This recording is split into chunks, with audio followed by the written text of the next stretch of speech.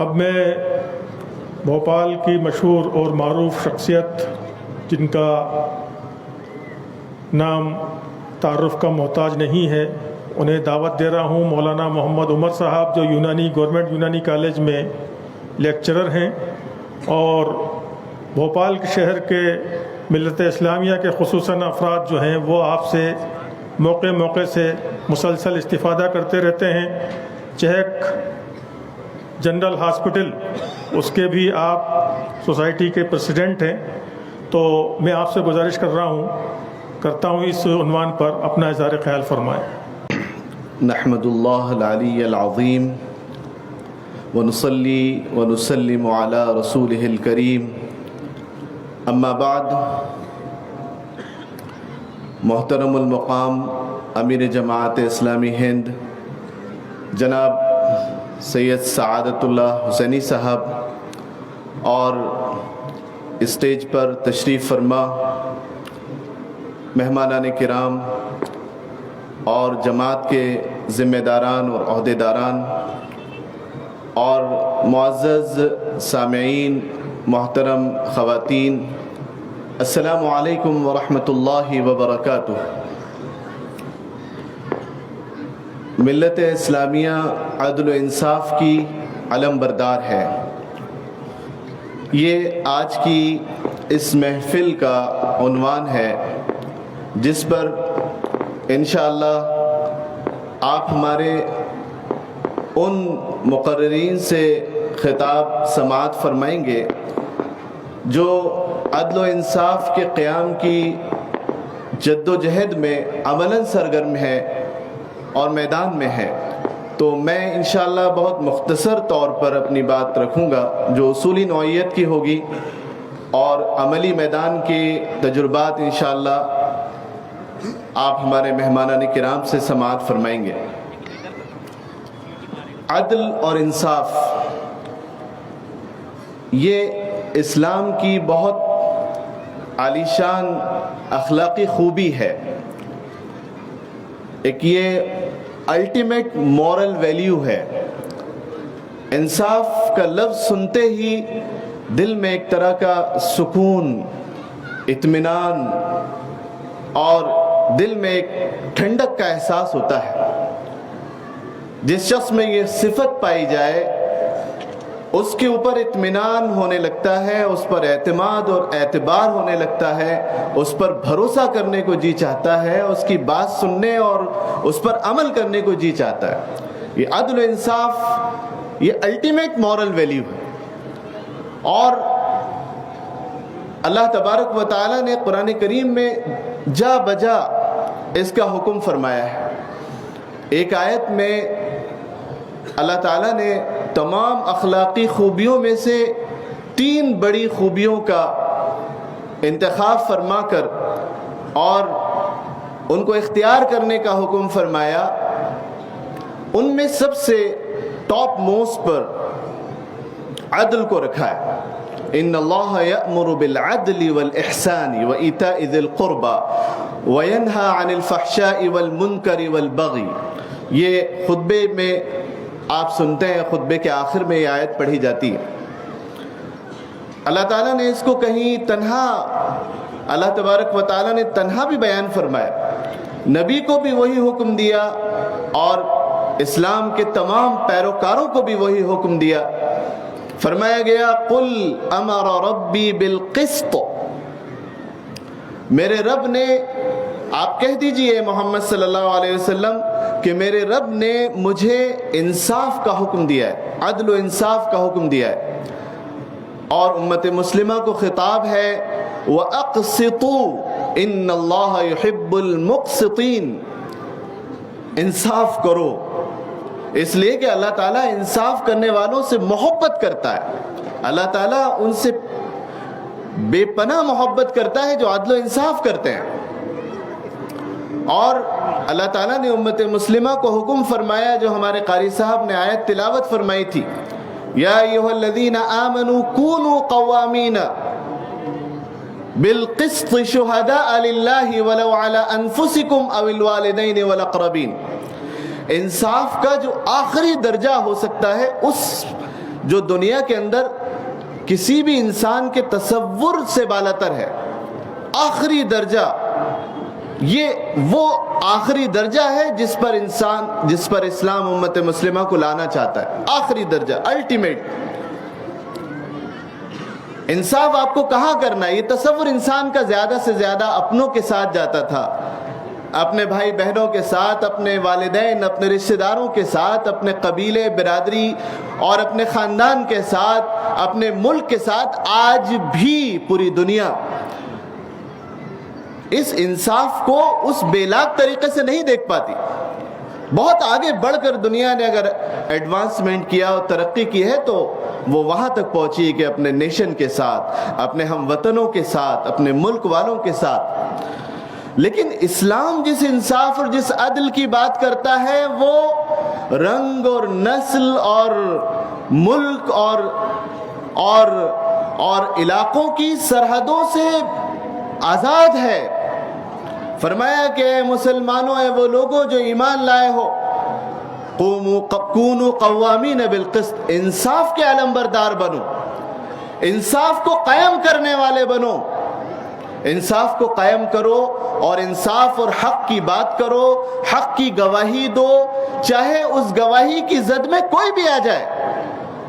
وَلَوْ عَلَىٰ أَنفُسِكُمْ، یہاں تک کہ جب انصاف کی کسوٹی پر تم کسی معاملے کو پرکھ کر دیکھ رہے ہو اور وہاں دیکھتے ہو کہ تمہاری ذات کے خلاف یہ چیز جا رہی ہے تو جانے دو، اپنی ذات کے خلاف بھی انصاف کی بات کرو. اوِل والدین، اپنے ماں باپ کے خلاف بھی بات جا رہی ہے، تم حق بات کرو گے، تم عدل و انصاف کی بات کرو گے تو اس کی زد میں تمہارے ماں باپ آ رہے ہیں تو آنے دو، انصاف کا دامن مت چھوڑو. والاقربین، قریب ترین جو رشتہ دار ہیں وہ بھی اگر زد میں آ رہے ہیں تو بھی انصاف کی بات کرو. ان یکن غنیا او فقیرا، غریب ہو، مالدار ہو، طاقتور ہو، کمزور ہو، سب کے ساتھ انصاف کرو. اور ایون آگے بڑھ کر جس کسی سے دشمنی ہو جائے، کسی بات پر اختلاف ہو جائے، کسی سے کوئی ناچاقی اور کسی سے کوئی تنازعہ ہو پیش آ جائے اور اس سے کوئی برائی ہو چکی ہو، وہ تمہارا دشمن بھی ہو، تب بھی دشمن کے ساتھ بھی انصاف کرو. انصاف کی ترازو اتنی سیدھی، اتنی برابر ہونی چاہیے کہ اس کے شدید سے شدید محبت اور بڑی سے بڑی دشمنی اس کے دونوں پلڑوں کو ایک کے مقابلے میں دوسرے کو نیچا نہ کر پائے. بالکل انصاف کے ساتھ کام کرو. آیت میں فرمایا گیا تھا وَلَا يَجْرِمَنَّكُمْ شَنَآنُ قَوْمٍ عَلَىٰ أَلَّا تَعْدِلُوا، کسی قوم کی دشمنی، یہ اجتماعی بات ہو یا انفرادی بات ہو، کسی قوم کی، کسی فرد کی، کسی شخص کی دشمنی تمہیں اس بات پر آمادہ نہ کرے کہ تم ناانصافی کرنے لگو. اعدلوا هو اقرب للتقوى، انصاف کرو، عدل کرو، یہ تقوی کے مطابق ہے، تقوی کے قریب ہے. تو عدل و انصاف کا یہ پیمانہ قرآن کریم ہمیں دے رہا ہے، یہ معیار دے رہا ہے کہ عدل اور انصاف دشمن کے ساتھ بھی کرنا ہے، عدل اور انصاف اپنے ماں باپ کے خلاف اور قبیلے اور خاندان کے خلاف بھی کرنا ہے، حق بات کرنی ہے، انصاف کا ساتھ دینا ہے، عدل کی بات کرنی ہے. اور سیرت طیبہ اور خلافت راشدہ اور اسلامی تاریخ کے واقعات، عدل و انصاف کے قصوں سے اور واقعات سے پوری اسلامی تاریخ پر ہے. آپ بیان کریں گے تو پوری رات بیان کرتے چلے جائیے کہ عدل اور انصاف کے انتہائی اثر انگیز واقعات، اور اس کا اثر بھی آپ کو نظر آئے گا کہ جہاں حق بات کہی سامنے مخاطب پگھل گیا، مخاطب بالکل ساری دشمنی فرو ہو گئی، ساری دشمنی ختم ہو گئی، انصاف کی بات آپ نے کہی. اس سے ہمیں یہ پیغام ملتا ہے کہ ہم اپنی ذات میں انصاف کو اختیار کریں، انصاف اور حق بات ہماری پہچان بن جائے.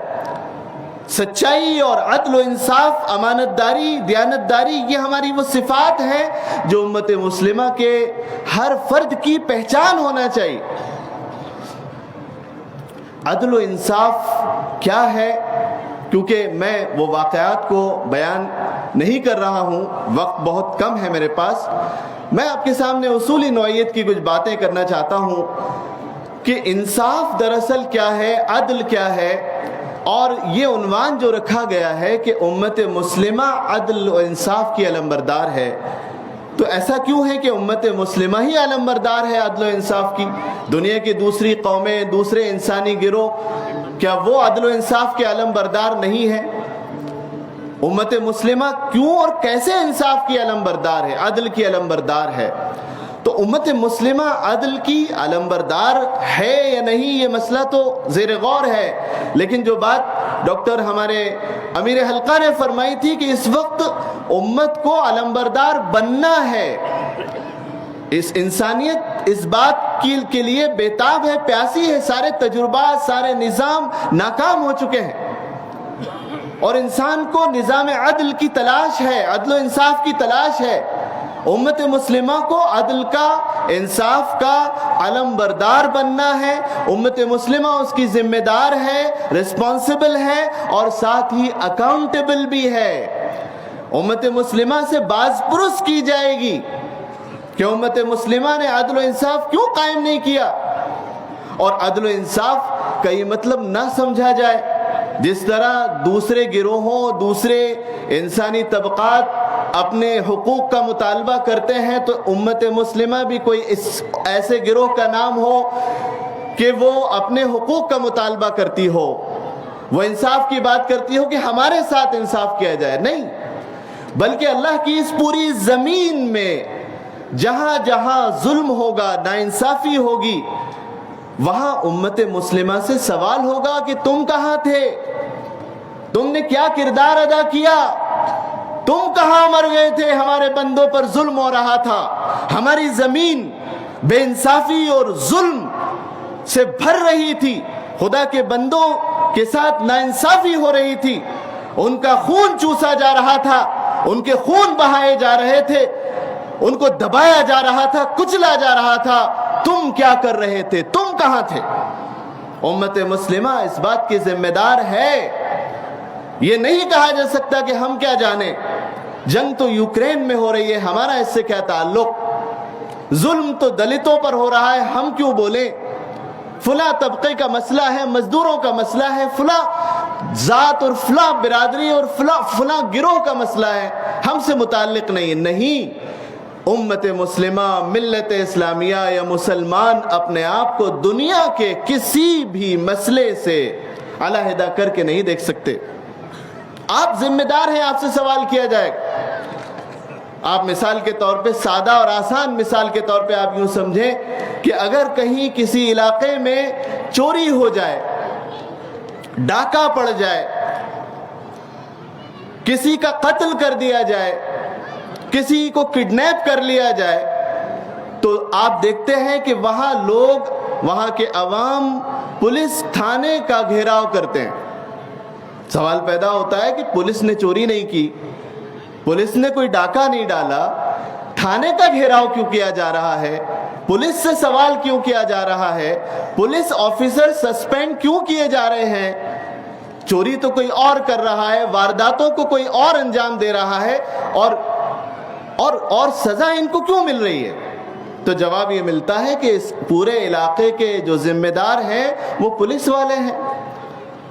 یہ اگر اپنا فرض ادا نہیں کریں گے اور اس علاقے میں وارداتیں ہوں گی، جرم بڑھے گا، لوگوں پر ظلم و زیادتیاں ہوں گی، ڈاکے ڈلیں گے، چوریاں ہوں گی، تو ان کو ہی ذمہ دار ٹھہرایا جائے گا۔ چور کو تو پکڑنا ایک اپنی جگہ ہے ہی، مجرم کو سزا دینا اپنی جگہ ہے ہی، لیکن ان کی ذمہ داری تھی۔ تو آپ یہ سمجھ لیجئے کہ امت مسلمہ اللہ تعالیٰ کی پولیس ہے۔ امت مسلمہ سے سوال کیا جائے گا کہ تم کہاں ہو اور تم نے کیا کردار ادا کیا۔ اس وقت ہماری ذمہ داری ہے کہ عدل و انصاف کے لیے ہم میدان میں اتریں۔ جو لوگ عدل و انصاف کو قائم کرنے کے لیے جس میدان میں جد و جہد کر رہے ہیں، جو جماعتیں، جو افراد، جو تنظیمیں، جو تحریکیں اس میدان میں کام کر رہی ہیں، ظلم کو رفع کرنا چاہتی ہیں، اللہ کے بندوں کو ان کا حق دلانا چاہتی ہیں، انسانوں کو راہ راست پر لانا چاہتی ہیں، دنیا سے ہر شعبہ زندگی سے ظلم اور ستم اور بدامنی اور بے چینی کو رفع کرنا چاہتی ہیں، انصاف اور نیائے اور جسٹس کو قائم کرنا چاہتے ہیں، ہماری یہ ذمہ داری ہے اور اس پروگرام کا اور ہمارے یہاں جمع ہونے کا مقصد بھی یہ ہے کہ ہم ان سے جڑیں، ان کے کا ساتھ دیں، ان کے ساتھ ملیں، ان کی آواز میں اپنی آواز ملائیں اور ان کے ساتھ مل کر کام کریں۔ یہ ہماری آج کی ذمہ داری ہے۔ سوال یہ ہے کہ عدل و انصاف کیا ہے؟ میں نے یہ سوال قائم کیا تھا جس کے قائم کرنے کے لیے صرف امت مسلمہ ذمہ دار ہے۔ تو دیکھیے، عام طور پر عدل اور انصاف کی جب بات آتی ہے تو ہم انصاف اور نیائے اور جسٹس کا ترجمہ ایکویلٹی سے کرتے ہیں، مساوات سے کرتے ہیں، برابری سے کرتے ہیں، اور عربی کا جو لفظ اردو میں لیا گیا ہے انصاف، خود اس کے مفہوم میں بظاہر یہ شامل ہے۔ انصاف مطلب نصف نصف دے دینا، آدھا آدھا دے دینا، برابر برابر کسی چیز کو برابر برابر حصوں میں تقسیم کرنا اور ڈیوائیڈ کرنا۔ انصاف کا مطلب عام طور پہ یہ سمجھ لیا جاتا ہے۔ اسی وجہ سے لوگ معاشرے میں جو فلاسفرز ہیں، مختلف نظاموں کے علمبردار ہیں، مختلف نظریات کے نمائندے اور ترجمان ہیں، وہ اسی پر لگے رہتے ہیں کہ عورتوں کے ساتھ انصاف کیا جائے۔ یعنی مطلب یہ ہے کہ عورتوں کو بھی باہر نکالا جائے، مرد اگر برقع نہیں اوڑھتے عورتوں کو بھی برقع نہ اوڑھنے دیا جائے، جو لباس مرد کا ہو وہی لباس عورت کا ہو، جتنا حق جتنا حصہ وراثت میں مرد کا ہو اتنا ہی عورت کا ہو۔ ہر جگہ انصاف کا مطلب برابری۔ حالانکہ یہ بات صحیح ہے اپنی جگہ کہ انصاف کے اکثر تقاضوں میں برابری ہوتی ہے، مساوات ہوتی ہے، لیکن ہر جگہ برابری ہی نام انصاف کا نہیں ہے۔ ہر جگہ انصاف کا مطلب برابری نہیں ہوتا، بلکہ عربی زبان میں اس کے لیے بہت خوبصورت اور بہت شاندار لفظ ہے عدل۔ قرآن کریم میں کہیں انصاف نہیں بلکہ عدل اور قسط کا لفظ استعمال کیا گیا۔ ان اللہ یأمر بالعدل، اللہ تعالیٰ عدل کا حکم دیتا ہے۔ اور میں اس پر زیادہ تفصیلی بات نہ کرتے ہوئے، میرے پاس صرف 5 منٹ بچے ہیں، میں آپ سے عرض کروں کہ آپ اپنے جسم کو دیکھیں، اپنے جسم کو ہم دیکھیں کہ ہم غیر اختیاری طور پر ہمارے جسم کو جب ہم دیکھتے ہیں، ہمارے جسم کی بناوٹ کو دیکھتے ہیں جس میں ہمارے ارادے کا، ہمارے عمل کا کوئی دخل نہیں ہے، یہ اللہ نے بنایا ہے۔ اس جسم کو دیکھتے ہیں تو آپ کو لگتا ہے کہ یہ جسم جو ہے اس میں جو انگلیاں ہیں وہ 5 برابر نہیں، چھوٹی بڑی ہیں، لیکن کوئی نہیں کہتا کہ ان انگلیوں کو بنانے والے نے غلط بنایا ہے، اس کو برابر ہونا چاہیے۔ ناک کے تعلق سے کہ ناک کہاں پر ہے اور آنکھیں کہاں پر ہیں، اس کو ناک کو یہاں نہیں، منہ کے قریب نہیں ہونا چاہیے، کہیں اور ہونا چاہیے۔ ہاں، انسان اب دیکھ کر یہ کہتا ہے کہ یہ جو باڈی ہے انسان کی، اور ہر جگہ ہر چیز ہر جاندار کی، انسان کی جو باڈی ہے وہ پرفیکٹ ہے۔ جو لوگ خدا کو نہیں مانتے، دین کو نہیں مانتے، وہ بھی یہ کہتے ہیں کہ یہ نیچر یعنی پرفیکٹ۔ جب کسی چیز کے الٹیمیٹ پرفیکشن کو بتانا ہو تو یہ کہتے ہیں نیچرل ہے، نیچر نے ایسا بنایا، یعنی اللہ نے ایسی تخلیق کی۔ آپ اس تخلیق کردہ انسان کو دیکھ کر تو آپ بے شمار حکمتیں بیان کر سکتے ہیں کہ یہ ناک یہاں اس لیے ہے منہ کے قریب، تو یہ بالکل سوٹیبل جگہ ہے، اور آنکھ کے لیے یہی جگہ ہے۔ کوئی نہیں کہتا کہ تھوڑی سی اوپر یا سر کے اوپر یا پیر یا پیٹھ کے پیچھے ہونا چاہیے۔ کوئی نہیں کہتا کہ ہاتھ اور پیر اپنی شکل صورت، اپنے سٹرکچر، اپنی اسٹرینگتھ کے لحاظ سے برابر ہونا چاہیے۔ ہر ایک کہتا ہے کہ نہیں، ہاتھ کا کام الگ ہے تو اس کے کام کے لحاظ سے اس ہاتھ کو اسی طرح ہونا چاہیے، اور پیروں کا کام الگ ہے تو پیروں کا کام پیروں کو اسی انداز سے ہونا چاہیے۔ ہر چیز کے بارے میں دنیا کے تمام میڈیکل سائنس ہو یا کسی بھی دنیا کا کوئی بڑے سے بڑا فلاسفر ہو، وہ یہ کہے گا کہ جو انسان ہے وہ پرفیکٹ مخلوق ہے، ہر چیز اس کی وہی ہونی چاہیے۔ تو ہر چیز کا جو صحیح جائز مقام ہے، اس مقام، اس تناسب، اس توازن میں، اس پروپورشن میں ہونا، یہ عدل و انصاف کہلاتا ہے۔ اس کا بالکل اپوزٹ اور اس کی ضد جو ہے وہ ظلم ہے، جس کے معنی ہے وضع الشیء فی غیر محلہ، کسی چیز کو اس کی اصل جگہ سے ہٹا کر کہیں اور رکھ دیا جائے، یہ ظلم ہے۔ اللہ تعالیٰ نے قرآن کریم میں شرک کو ظلم فرمایا، ان الشرک لظلم عظیم، جو حق اللہ کا ہے، خالق کا ہے، وہ کسی اور کو دیا جائے، یہ ظلم ہے۔ اور توحید جو ہے وہ عدل ہے۔ تو ظلم اور عدل جو اگر ہم ان دونوں کو اینٹونیمس مانے، متضاد لفظ مانے تو عدل کا مطلب ہوا کسی چیز کو اس کے صحیح اور جائز مقام پر لے جا کر فٹ کرنا۔ قرآن کریم میں اللہ نے فرمایا الذی خلقک فسواک فعدلک، کہ جس نے تمہیں بنایا، برابر کیا، فعدلک، تمہیں بالکل صحیح تناسب میں بنایا، صحیح عدل کیا تمہارے ساتھ۔ تو جب انسان اپنے غیر اختیاری تخلیق میں جب وہ عدل اور انصاف لے کر اترا ہے اور اللہ نے اسے عدل کے مطابق کیا ہے، اور اس تخلیق میں انسان یہ نہیں کہہ سکتا، اگر کہ اختیار دیا جاتا کہ آپ اپنے جسم کو اپنے حساب سے بتائیں، آنکھ کہاں لگنی ہے، پیٹ کیسا ہونا چاہیے، جسم میں کہاں نرمی کہاں سختی ہونا چاہیے، تو بے شمار شکلیں نظر آتی، انسان جیسی پرفیکٹ مخلوق نہیں ہوتی، کیونکہ انسان میں وہ صلاحیت ہی نہیں۔